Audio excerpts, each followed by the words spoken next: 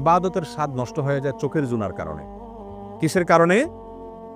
আমি আপনাদেরকে আল্লাহর উপরে ভরসা করে বলছি, যদি কেউ ইবাদতের স্বাদ পান না এই অভিযোগ করেন, আপনি টানা 10 দিন 20 দিন এই চোখ দিয়ে হারাম কোনো পর্নার দিকে তাকাবেন না, কোনো মিউজিক কোনো গান শুনবেন না, মোবাইলেও না, মোবাইলের বাইরেও না, টেলিভিশনেও না, কোনো দিকেই না।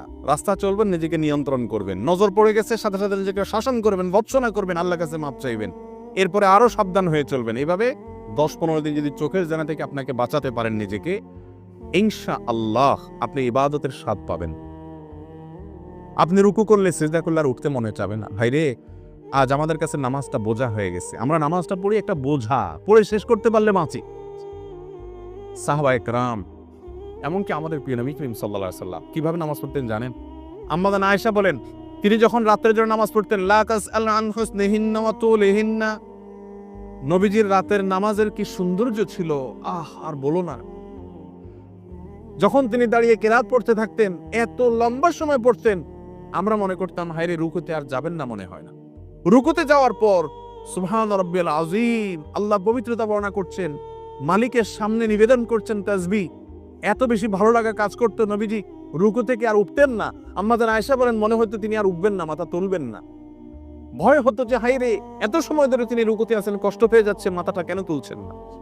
এরপর যখন মাথা তুলতেন, এত সময় ধরে দাঁড়িয়ে আল্লাহর প্রশংসা করতেন, হামদান কাসীরান তাইয়িবান মুবারাকান ফি রব্বানা ওয়ালাকাল হামদ। এতবার এত সময় নিয়ে বলতেন, মনে হয় যে আর সিজদা যাবেন না। আবার সিজদা গেলে একই অবস্থা।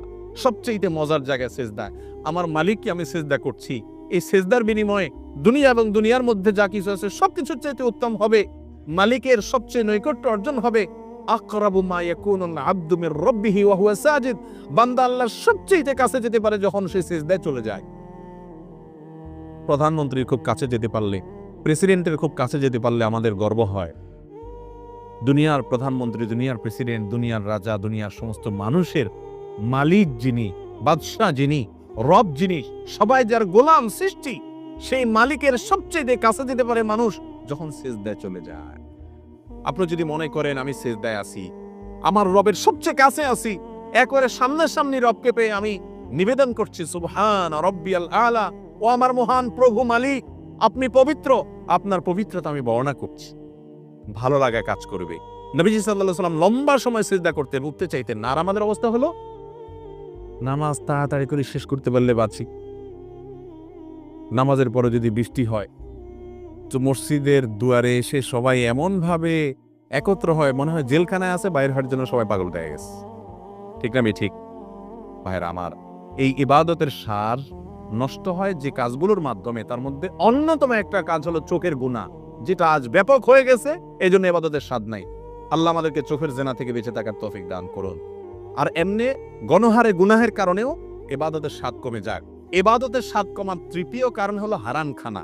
আজকাল খাবারের মধ্যে এত ভেজাল, আল্লাহ মাফ করুক, ইমাম সাহেব বেচারা যে বেতনটা পায়, ওয়াজ করে হুজুর যে হাদিয়া পায়, ওই হাদিয়াও দেখা গেল যে সব মানুষ দিছে টিছে, সুদখোর, ঘুষখোর, টিনচোর, গমচোর, ডাকাত, রাহাজানি করেন না, আইল ঠেলা মানুষ, 2 নম্বরে ইনকাম করা মানুষ, চাঁদাবাজ, মাস্তান, এক একজনের ইনকামে এক এক বেজাল। আবার কেউ আছে এগুলো কিছু করেন, আপনারা খুব হাসতেছেন মনে মনে, হুজুর সব বাস দিয়ে বলতেছে। আপনি নিজেও যে বাস খাওয়ার লোক, আপনি বোনের হক দেন নাই, ফুফুর হক দেন নাই বাপের সম্পত্তিতে, তাহলে আপনিও হারামখোর, আমিও হারামখোর হয়ে যাব যদি এই কাজ করি। ঠিক আমি ঠিক? এই হারাম খাওয়ার কারণে ইবাদতের স্বাদ পাওয়া যায় না। 3টা জিনিস বললাম, চোখের জেনা থেকে বাঁচা, সকল গুনাহ থেকে বাঁচার চেষ্টাটা করতে থাকা, আর বিশেষভাবে আমি যা খাবো উপার্জন করব এটা যেন হারাম না হয়, এই দিকটা চেষ্টা করা। এই 3টা কাজ করেন, আল্লাহর কসম ইবাদতের স্বাদ এমন পাবেন, আপনাকে ইবাদত থেকে গুলি করে কেউ সরাতে পারবে না। ভাইরে, সালহাতু সঙ্গে বুদি দিল খারাস, আজমুদে এক জামানা খাকে বাস।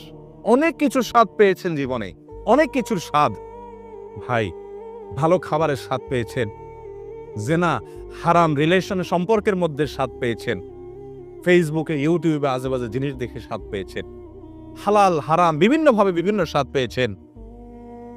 আজমোদে এক জামানা খাকবাস, একটু পরীক্ষা করে কিছুকালের জন্য মাটি হয়ে দেখেন, একটু কিছুকালের জন্য হারাম ত্যাগ করে দেখেন, ইবাদতের স্বাদ যদি একবার পান, দেখবেন যে এর চাইতে স্বাদের আর কিছু নেই। শাহ ওলিউল্লাহ মুহাদ্দিসে দেহলভী রাহিমাহুল্লাহ, তার ব্যাপারে একটি ঘটনা বর্ণিত আছে যে তিনি বলতেন, দিলে দারম জওয়াহের পারায় ইশকাস্তি তাহভিলশ কেদারত জেরে গরদোমি সে মেরে সামানে কে মন্দারম।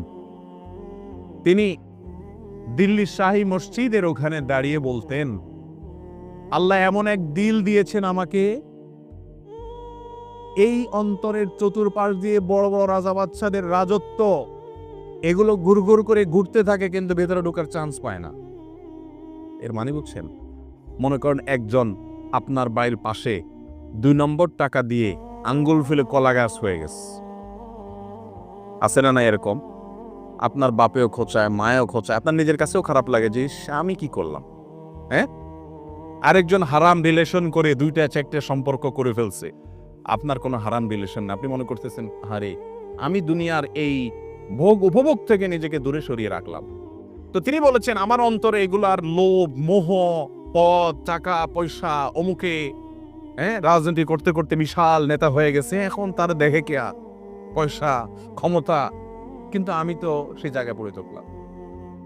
মনের মধ্যে এগুলো ঢুকতে চেষ্টা করে, এগুলার বড়ত্ব মনের ভিতরে ঢুকলে তখন আস্তে আস্তে সেগুলো করতে মনে চায়। তো তিনি বলেছেন এগুলো সব আমার মনের চতুর্পাশ দিয়ে ঢুকে কিন্তু ঢুকতে পারে না, কারণ কেদারত জেরে গরদুমি রেসামানে কামানধারম, ও দুনিয়ার বাদশারা, ও মোগল সম্রাটেরা, আমি যে অন্তর রাখি, এই অন্তরে আল্লাহর ইবাদত করে যেই পরিমাণ নিজেকে ধনী মনে হয়, তোমাদের কাছে যত কিছু আছে এগুলো সব আমার কাছে তুচ্ছ মনে হয়, এগুলোর কোনো মূল্য আমার কাছে নাই, তোমরা এগুলোকে অনেক বড় কিছু মনে করতে পারো। মুসলমানের নজর হবে সেরকম, এগুলো কল্পকাহিনী মনে হবে।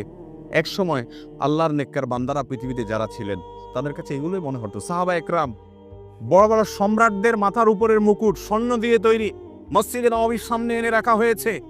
ইবাদতের স্বাদ পাওয়ার আগে, ইসলাম গ্রহণ করার আগে যারা একটু ওটের পানি পান করানোকে কেন্দ্র করে শতাব্দীকে শতাব্দী যুগ যুগ ধরে যুদ্ধ করে বেড়াতো, তুচ্ছ জিনিসের জন্য লড়াই করত, সেই মানুষগুলো ওই মুকুটকে, সম্রাটের সেই সোনাখচিত মুকুটকে পাও দিয়া উষ্ঠা মারে লাথি মারতে মারতে চলে যায়। এগুলো তাদের অন্তরে প্রবেশ করতে পারে না, এগুলো তাদেরকে কোনো অবস্থাতে দুর্বল করতে পারে না। ও ভাই, ইবাদতের স্বাদ যদি একবার পেয়ে যান, আল্লাহর কসম, পৃথিবীর সব কিছু আপনার কাছে তুচ্ছ হবে, সৎ, সততা, নীতি, আদর্শ আপনার কাছে বড় হবে। আল্লাহ আমাদেরকে ইবাদতের স্বাদ পাওয়ার তৌফিক দান করুন। তাহলে 3 কাজ করতে হবে, চোখের জেনা থেকে বাঁচতে হবে, সকল গুনাহ থেকে বাঁচার বিশেষ চেষ্টা থাকতে হবে, আর হারাম খানা থেকে বাঁচার চেষ্টা করতে হবে। আল্লাহ আমাদের তৌফিক দান করুন।